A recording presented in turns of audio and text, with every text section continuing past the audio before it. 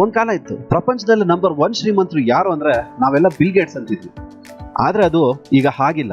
ಪ್ರತಿ ವರ್ಷ ಚೇಂಜ್ ಆಗ್ತಾನೆ ಇರುತ್ತೆ. ಹೋದ್ ವರ್ಷ ಅದು ಅಮೆಜಾನ್ ನ ಮುಖ್ಯಸ್ಥ ಜೆಫ್ ಬೆಜೋಸ್ ಆಗಿದ್ರೆ, ಈಗ ಅಂದ್ರೆ 2021 ಜನವರಿಗೆ ಅದು ಸ್ಪೇಸ್ ಎಕ್ಸ್ ನ ಮುಖ್ಯಸ್ಥ ಎಲಾನ್ ಮಸ್ಕ್ ನ ಪಾಲಾಗಿದೆ. ನಾವೆಲ್ಲ ನಮ್ಮ ಇನ್ಕಮ್ ಬರೆಯುವಾಗ ಪರ್ ಆನಮ್ ಅಂತ ಬರಿತೀವಿ. ನಮ್ದೆಲ್ಲ ಎಷ್ಟಿರ್ಬೋದು? ಲಕ್ಷಗಳಲ್ಲಿ ಅಲ್ವಾ? ಆದ್ರೆ ಈ ವ್ಯಕ್ತಿಯ ಹೋದ್ ವರ್ಷ ಅಂದ್ರೆ 2020ರಲ್ಲಿ ಒಟ್ಟು ಆಸ್ತಿಯ ಮೊತ್ತ $23 ಬಿಲಿಯನ್ ಇತ್ತು. ಆದ್ರೆ ಈಗ 2021ರಲ್ಲಿ ಈತನ ಆಸ್ತಿ ಬರೋಬ್ಬರಿ $185 ಬಿಲಿಯನ್ ಆಗಿದೆ. ಅಂದ್ರೆ ಒಂದೇ ವರ್ಷದಲ್ಲಿ ಈತನ ಆಸ್ತಿ $162 ಬಿಲಿಯನ್ ಹೆಚ್ಚಾಗಿದೆ. ಅಂದ್ರೆ ನಮ್ಮ ಭಾರತದ ಲೆಕ್ಕದಲ್ಲಿ ನೋಡೋದಾದ್ರೆ $11 ಲಕ್ಷ ಕೋಟಿ ಹೆಚ್ಚಾಗಿದೆ. ಒಟ್ನಲ್ಲಿ ಇವರ ಆಸ್ತಿ ಈಗ $185 ಬಿಲಿಯನ್, ಅಂದ್ರೆ $13 ಲಕ್ಷ ಕೋಟಿ. ಇದರಿಂದ ಈಗ ಈ ವ್ಯಕ್ತಿ ಪ್ರಪಂಚದ ನಂಬರ್ 1 ಶ್ರೀಮಂತ. ಒಂದ್ ಕಾಲದಲ್ಲಿ ಹಣಕ್ಕಾಗಿ ಮೋರಿ ಕ್ಲೀನ್ ಮಾಡಿದ ಈ ವ್ಯಕ್ತಿ ಪ್ರಪಂಚದಲ್ಲೇ ಅತ್ಯಂತ ಶ್ರೀಮಂತನಾಗಿ ಬೆಳೆದ ಕತೆ ಮಾತ್ರ ತುಂಬಾ ಇನ್ಸ್ಪೈರಿಂಗ್. ಎಲ್ಲರೂ ಹುಚ್ಚು ಅಂದಿದ್ದನ್ನೇ ಮಾಡಿ ಗೆದ್ದ ಎಲಾನ್ ಮಸ್ಕ್ ನ ಸಂಪೂರ್ಣ ಜೀವನ ಚರಿತ್ರೆಯನ್ನ ಈ ಎಪಿಸೋಡ್ ನಲ್ಲಿ ನೋಡೋಣ. ಎಲ್ಲಾ ಯುವಕರು ಒಮ್ಮೆ ಈ ವ್ಯಕ್ತಿಯ ಜೀವನ ಕಥೆಯನ್ನ ನೋಡ್ಲೇಬೇಕು. ಹಾಗೆ ನೀವು ಅವೆಂಜರ್ಸ್ ನ ಫ್ಯಾನ? ಹಾಗಾದ್ರೆ ಎಲ್ಲರ ಫೇವರೇಟ್ ಐರನ್ ಮ್ಯಾನ್ಗೂ ಎಲಾನ್ ಮಸ್ಕ್ ಇರೋ ಸಂಬಂಧ ನಿಮ್ಗೆ ಹೇಳಿದ್ರೆ ನಿಮಗ್ ತಲೆ ತಿರುಗೋಗುತ್ತೆ. ವಿಡಿಯೋ ನೋಡೋಕ್ಕೂ ಮುಂಚೆ ನನ್ನ ಕಡೆಯಿಂದ ಒಂದು ಸ್ಮಾಲ್ ರಿಕ್ವೆಸ್ಟ್. ನೀವಿನ್ನೂ ನಮ್ಮ ಚಾನಲ್ ನ ಸಬ್ಸ್ಕ್ರೈಬ್ ಮಾಡ್ಕೊಂಡಿಲ್ಲ ಅಂದ್ರೆ ಈಗಲೇ ಸಬ್ಸ್ಕ್ರೈಬ್ ಮಾಡ್ಕೊಳ್ಳಿ.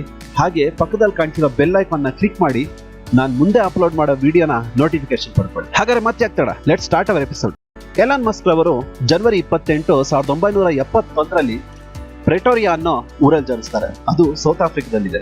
ತಂದೆ ಎರಾಲ್ ಮಸ್ಕ್ ಸೌತ್ ಆಫ್ರಿಕಾದವರು, ಹಾಗೆ ತಾಯಿ ಮೇಯ್ ಮಸ್ಕ್ ಕೆನಡಾದವರು. ಇವರಿಗೆ 10 ವರ್ಷ ವಯಸ್ಸಿದ್ದಾಗ ತಂದೆ ತಾಯಿ ಡಿವೋರ್ಸ್ ತಗೋತಾರೆ.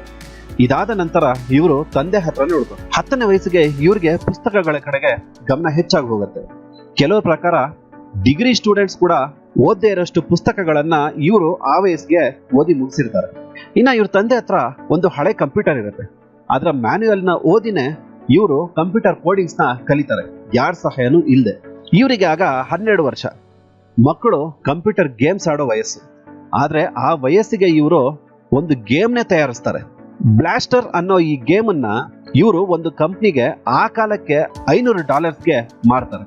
ನಂತರ ತಮ್ಮ 18ನೇ ವಯಸ್ಸಿಗೆ ಇವರು ತಾತನ ಮನೆನ ಹುಡ್ಕೊಂಡು ಕೆನಡಾಗೆ ಬರ್ತಾರೆ. ಆದ್ರೆ ಇವರಿಗೆ ತಮ್ಮ ತಾತನ ಮನೆ ಅಡ್ರೆಸ್ ಸಿಗ್ಲೇ ಇಲ್ಲ. ಕೊನೆಗೆ ಹಾಸ್ಟೆಲ್ ನಲ್ಲೇ ಉಳ್ಕೊಂಡು ತಮ್ಮ ವಿದ್ಯಾಭ್ಯಾಸನ ಮುಂದುವರಿಸ್ತಾರೆ.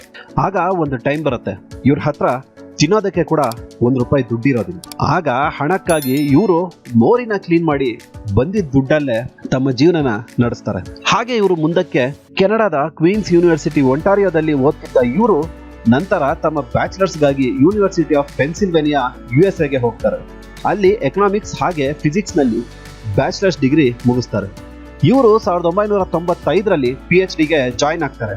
ಆದ್ರೆ ಯಾಕೋ ಸೇರಿದ ಕೆಲವೇ ದಿನಗಳಲ್ಲಿ ಅವರಿಗೆ ಓದಿಗಿಂತ ಸಾಧನೆ ಮಾಡೋದು ತುಂಬಾ ಇದೆ ಅಂತ ಯೋಚನೆ ಮಾಡಿ ಕಾಲೇಜ್ನ ಬಿಟ್ಬಿಡ್ತಾರೆ. 1995ರಲ್ಲಿ ಎಲಾನ್ ಮಸ್ಕ್ ಹಾಗೆ ಇವರ ತಮ್ಮ ಕಿಂಬಲ್ ಜೊತೆ ಸೇರಿ ಒಂದು ಚಿಕ್ಕ ರೂಮ್ ನ ಬಾಡಿಗೆಗೆ ತಗೊಂಡು ಅದರಲ್ಲೇ ಆಫೀಸ್ ನ ಓಪನ್ ಮಾಡ್ಕೋತಾರೆ.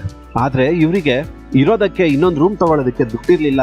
ಹಾಗಾಗಿ ಆಫೀಸ್ ನ ಸೋಫಾ ಮೇಲೆ ಮಲಗ್ತಿದ್ರು. ಹಾಗೆ ಇವರು ಶೌಚಾಲಯಕ್ಕಾಗಿ YMCA ಅಂದ್ರೆ ಸಾರ್ವಜನಿಕ ಶೌಚಾಲಯಗಳನ್ನ ಬಳಸ್ತಿದ್ರು. ಹಾಗೆ ಅದೇ ಆಫೀಸ್ ನಲ್ಲೇ ಇವರು Zip2 ಅಂತ ಒಂದು ಕಂಪ್ನಿನ ಸ್ಟಾರ್ಟ್ ಮಾಡ್ತಾರೆ. ಅದರಲ್ಲಿ ಊರಿನ ಕಂಪ್ಲೀಟ್ ಗೈಡ್ ಅನ್ನೇ ಇವರು ಮಾಡಿರ್ತಾರೆ. ಈ ಕಂಪನಿಯ ಯಶಸ್ಸನ್ನು ನೋಡಿದ ಕಾಂಪ್ಯಾಕ್ಟ್ ಕಂಪನಿ $307 ಮಿಲಿಯನ್ ಈ ಕಂಪನಿನ ಕೊಂಡ್ಕೊಂತಾರೆ. ಅದರಲ್ಲಿ 7% ಶೇರ್ ಅಂದ್ರೆ $22 ಮಿಲಿಯನ್ ನ ಮಸ್ಕ್ ಅವ್ರಿಗೆ ಕೊಡ್ತಾರೆ. ನಂತರ 1999ರಲ್ಲಿ ಇವರು X.com ಅಂತ ಒಂದು ಪೇಮೆಂಟ್ ಕಂಪನಿನ ಸ್ಥಾಪಿಸ್ತಾರೆ. ಅಂದ್ರೆ ಈಗ ನಾವು ಗೂಗಲ್ ಪೇ, ಫೋನ್ ಪೇ ಅಂತ ಏನ್ ಯೂಸ್ ಮಾಡ್ತಿದೀವೋ ಆ ತರದ್ದು ಆ ಕಾಲಕ್ಕೆ ಇವರು ಮಾಡ್ತಾರೆ. 2001ರಲ್ಲಿ ಕಾನ್ಫಿನಿಟಿ ಕಂಪನಿ ಇದನ್ನ ಕೊಂಡ್ಕೊಳ್ಳುತ್ತೆ. ನಂತರ ಇದಕ್ಕೆ ಪೇಪಾಲ್ ಅಂತ ಹೆಸರಿಡ್ತಾರೆ. 2002ರಲ್ಲಿ ಪೇಪಾಲ್ ನ eBay ಕೊಂಡ್ಕೊಳ್ಳುತ್ತೆ. ಇದಕ್ಕಾಗಿ ಮಸ್ಕ್ ಅವ್ರಿಗೆ $165 ಮಿಲಿಯನ್ ಕೊಡ್ತಾರೆ. ಆದ್ರೆ ಅವರು ಮಸ್ಕ್ ಅವರನ್ನ CEO ಸ್ಥಾನದಿಂದ ಇಳಿಸ್ಬಿಡ್ತಾರೆ. ಇಲ್ಲಿಂದ ಮಸ್ಕ್ ನ ಜೀವನದ ಹಾದಿನೇ ಬದಲಾಯಿತು. ಯಾಕಂದ್ರೆ ಮಸ್ಕ್ ಯಾವಾಗ್ಲೂ ತುಂಬಾ ದೂರಾಲೋಚನೆ ಮಾಡ್ತಿದ್ರು. ಅವರ ಯೋಚನೆನೆ ತುಂಬಾ ಭಿನ್ನವಾಗಿರ್ತಿತ್ತು. ಹೇಗಂದ್ರೆ ಇವರನ್ನ ಎಲ್ಲರೂ ಮಾಡ್ರನ್ ನಿಕೋಲಾ ಟೆಸ್ಲಾ ಅಂತ ಕರೆಯಕ್ ಸ್ಟಾರ್ಟ್ ಮಾಡಿದ್ರು. ಅದ್ ಹೇಗೆ ಅಂತ ಮುಂದೆ ನಿಮ್ಗೆ ಗೊತ್ತಾಗತ್ತೆ.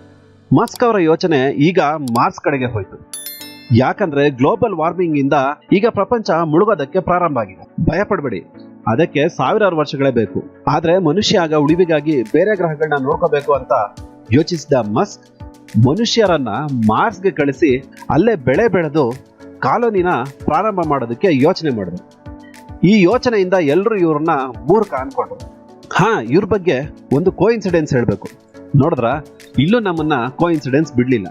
ಅದೇನಂದ್ರೆ 1953ರಲ್ಲಿ ವರ್ನರ್ ವಾನ್ ಬ್ರೌನ್ ಅನ್ನೋರು ಬರೆದ project Mars a technical tale ಅನ್ನೋ ಒಂದು ಬುಕ್ ನಲ್ಲಿ ಇದೇ ಕಥೆನೆ ಬರೀತಾರೆ. ಅದರಲ್ಲಿ ಮನುಷ್ಯ ಮಾರ್ಸ್ಗೆ ಹೋಗಿ ಕಾಲೋನಿ ಕಟ್ಟಿ ಅಲ್ಲೇ ಜೀವನನ ಪ್ರಾರಂಭ ಮಾಡ್ತಾರೆ. ಕೋಇನ್ಸಿಡೆನ್ಸ್ ಏನಂದ್ರೆ ಈ ಪ್ರಾಜೆಕ್ಟ್ ನ ಹೆಡ್ ನ ಹೆಸರು ಎಲಾನ್. ಇಲ್ಲಿ ನಿಜವಾಗ್ಲೂ ಕಾಲೋನಿ ಕಟ್ಟೋಕೆ ಯೋಚನೆ ಮಾಡಿದವರ ಹೆಸರು ಕೂಡ ಎಲಾನ್. ಸ್ಟ್ರೇಂಜ್ ಅಲ್ವಾ? ಓಕೆ, ನಮ್ ಕತೆಗೆ ಹೋಗೋಣ. ಮಾರ್ಸ್ಗೆ ಹೋಗೋದಕ್ಕೆ ಈಗ ಮಸ್ಕ್ಗೆ ಒಂದು ರಾಕೆಟ್ ಬೇಕಿತ್ತು. ಅದಕ್ಕೆ ಅಂತ ಇವರು ರಷ್ಯಾಗೆ ಹೋಗಿ ರಷ್ಯನ್ ಸ್ಪೇಸ್ ಏಜೆನ್ಸಿನ ಕೇಳ್ತಾರೆ. ಅವರು ಅದಕ್ಕೆ ಕೆಲವು ಮಿಲಿಯನ್ ಗಟ್ಟಲೆ ಡಾಲರ್ಸ್ಗಳನ್ನ ಹೇಳ್ತಾರೆ. ಆಗ ಮಸ್ಕ್ ಅದನ್ನ ಯಾಕೆ ಅಷ್ಟು ಕಾಸ್ಟ್ಲಿ ಅಂತ ಕೇಳಿದಾಗ, ಯಾಕಂದ್ರೆ ರಾಕೆಟ್ ಮೇಲೆ ಹೋದಾಗ ಅಲ್ಲಿ ಅದರ ಎಲ್ಲಾ ಪಾರ್ಟ್ಸ್ ಬಿಚ್ಚೋಗಿ ಆ ರಾಕೆಟ್ ಅಲ್ಲೇ ಹೋಗ್ಬಿಡತ್ತೆ, ಅದಕ್ಕಾಗಿ ಅದು ಕಾಸ್ಟ್ಲಿ ಅಂತ ಗೊತ್ತಾಗುತ್ತೆ. ಆಗ ಅಲ್ಲ, ನಾವು ಯಾಕೆ ರಾಕೆಟ್ನ ಅಲ್ಲೇ ಬಿಟ್ಬಿಡ್ಬೇಕು, ರಾಕೆಟ್ ಮೇಲೆ ಹೋಗಿ ಮತ್ತೆ ಯಾಕೆ ವಾಪಸ್ ಬರಬಾರ್ದು ಅಂತ ಯೋಚನೆ ಮಾಡೋದು. ಸರಿ, ಇದನ್ನ ಯಾರು ಮಾಡಲ್ಲ, ಅದಕ್ಕೆ ನಾನೇ ಒಂದು ಕಂಪ್ನಿ ಕಟ್ತೀನಿ ಅಂತ ಅಂದ್ರು. ಆಗ ಜನ, ಅಲ್ಲ, ನಾವು ಇವನ್ನ ಮೂರ್ಖ ಅನ್ಕೊಂಡಿದ್ವಿ, ಆದ್ರೆ ಇವನು ಮೂರ್ಖ ಅಲ್ಲ, ಹುಚ್ಚ ಅಂತ ಕರೆಯಕ್ ಸ್ಟಾರ್ಟ್ ಮಾಡಿದ್ರು. ಯಾಕಂದ್ರೆ ಸ್ಪೇಸ್ ಏಜೆನ್ಸಿಯ ಪ್ರೈವೇಟ್ ಕಂಪ್ನಿ ಯಾವುದು ಇರ್ಲೇ ಇರ್ಲಿಲ್ಲ. ಈಗ ವಾಪಸ್ ಬಂದ ಮಸ್ಕ್ ರಾಕೆಟ್ ತಯಾರಿ ಮಾಡೋ ಕಂಪ್ನಿನ ಕಟ್ಟಿದ್ರು. ಅದಕ್ಕೆ ಸ್ಪೇಸ್ ಎಕ್ಸ್ ಅಂತ ಹೆಸರಿಟ್ಟು. ಇವರು ಬಂದ ತಕ್ಷಣ ಯಾರನ್ನ ಸೈಂಟಿಸ್ಟ್ಗಳನ್ನ ಕರೆದು ಕಂಪ್ನಿನ ಕಟ್ಟಲಿಲ್ಲ. ಖುದ್ದು ತಾವೇ ರಾಕೆಟ್ ಸೈನ್ಸ್ ನ ಓದಿ ತಿಳ್ಕೊಂಡು ಆಮೇಲೆ ಈ ಕಂಪನಿನ ಸ್ಥಾಪಿಸಿದ್ರು. ಈಗ ರಾಕೆಟ್ ನ ತಯಾರಿ ಪ್ರಾರಂಭ ಆಯ್ತು. ರಾಕೆಟ್ ತಯಾರಿ ಆಗ್ಬೇಕಾದ್ರೆ ಇವರು ಸುಮ್ಮನೆ ಕೂರ್ಲಿಲ್ಲ. ಈಗ ಹೇಗೂ ಇನ್ನ 100-200 ವರ್ಷಗಳಲ್ಲಿ ಪೆಟ್ರೋಲ್ ಅಂದ್ರೆ ಫ್ಯೂಯಲ್ ಎಲ್ಲ ಖಾಲಿ ಆಗ್ಬಿಡುತ್ತೆ. ಆಗ ಎಲ್ಲರೂ ಎಲೆಕ್ಟ್ರಿಕ್ ಕಾರ್ ಕಡೆಗೆ ಹೋಗ್ತಾರೆ ಅಂತ ಯೋಚನೆ ಮಾಡಿದ್ರು. ಮಸ್ಕ್ ಟೆಸ್ಲಾ ಮೋಟಾರ್ಸ್ ಅನ್ನೋ ಕಂಪ್ನಿ ಕಡೆಗೆ ನೋಡಿದ್ರು. ಅದನ್ನ ಪ್ರಾರಂಭ ಮಾಡಿದವರು ಮಾರ್ಟಿನ್ ಅಂಡ್ ಮಾರ್ಕ್. ಆ ಕಂಪ್ನಿಗೆ ಜಾಯ್ನ್ ಆಗಿ ಎಲೆಕ್ಟ್ರಿಕ್ ಕಾರ್ನ ಉತ್ಪಾದನೆಯಲ್ಲಿ ನಿರತರಾದ್ರು. ಈ ಕಡೆ 2006ಕ್ಕೆ ಸ್ಪೇಸ್ ಎಕ್ಸ್ ನ ಫಸ್ಟ್ ರಾಕೆಟ್ ಸಿದ್ಧವಾಯಿತು. ಹಾಗೆ ಮಾರ್ಚ್ 24ಕ್ಕೆ ಅದು ಲಾಂಚ್ ಕೂಡ ಆಯಿತು. ಎಲ್ಲರೂ ನೋಡ್ತಿದ್ದ ಹಾಗೆ ಮೇಲೆ ಹೋದ ಕೆಲವೇ ಕ್ಷಣಗಳಲ್ಲಿ ಆ ರಾಕೆಟ್ ಬ್ಲಾಸ್ಟ್ ಆಗೋದು. ಅಷ್ಟೇ ಅಲ್ಲ, ಇವರ ಟೆಸ್ಲಾ ಕಂಪ್ನಿ ಕೂಡ ತುಂಬಾ ನಷ್ಟಕ್ಕೀಡಾಯಿತು. ಇವ್ರ ಹತ್ರ ಇದ್ದಿದ್ದ ಎಲ್ಲಾ ಹಣನೂ ಇವರು ಕಳ್ಕೊಂಡ್ರು. ಇಷ್ಟು ನಷ್ಟ ಕಂಡಂತ ಮಸ್ಕ್ ಅವರು ಮತ್ತೆ ಇವ್ರು ತಮ್ಮ ಕಂಪ್ನಿನ ಹೇಗ್ ಮುಂದೆ ತಂದ್ರು ಅನ್ನೋದು ತುಂಬಾ ಇನ್ಸ್ಪೈರಿಂಗ್ ಸ್ಟೋರಿ. ಅದನ್ನ ನಾನು ನಿಮ್ಗೆ ಮುಂದಿನ ಎಪಿಸೋಡ್ ಅಲ್ಲಿ ಹೇಳ್ತೀನಿ. ಆ ಎಪಿಸೋಡ್ ಈ ಎಪಿಸೋಡ್ಗಿಂತ ತುಂಬಾ ಇಂಟ್ರೆಸ್ಟಿಂಗ್ ಆಗಿರುತ್ತೆ. ಆ ಎಪಿಸೋಡ್ ನ ನೀವು ಮಿಸ್ ಮಾಡ್ಕೊಂಬಾರ್ದಂದ್ರೆ ಈಗಲೇ ನನ್ನ ಚಾನೆಲ್ ನ ಸಬ್ಸ್ಕ್ರೈಬ್ ಮಾಡ್ಕೊಳ್ಳಿ. ಪಕ್ಕದಲ್ಲಿ ಕಾಣಿಸಿರೋ ಬೆಲ್ ಐಕನ್ ಕೂಡ ಕ್ಲಿಕ್ ಮಾಡಿ. ನಾನು ಮುಂದೆ ಆ ವಿಡಿಯೋನ ಅಪ್ಲೋಡ್ ಮಾಡಿದಾಗ ನಿಮ್ಗೆ ನೋಟಿಫಿಕೇಶನ್ ಸಿಗುತ್ತೆ. ಹಾಗಾದ್ರೆ ನಾವು ಮತ್ತೆ ಸಿಗೋಣ ಮುಂದಿನ ಎಪಿಸೋಡ್ ಅಲ್ಲಿ. ಅಲ್ಲಿ ತನಕ ನಗ್ತಾ ಇರಿ, ನಗಿಸ್ತಾ ಇರಿ, ಆರಾಮಾಗಿರಿ. ನಮ್ಮ ಚಾನೆಲ್ ನ ಸಬ್ಸ್ಕ್ರೈಬ್ ಮಾಡೋದು ಮಾತ್ರ ಮರಿಬೇಡಿ.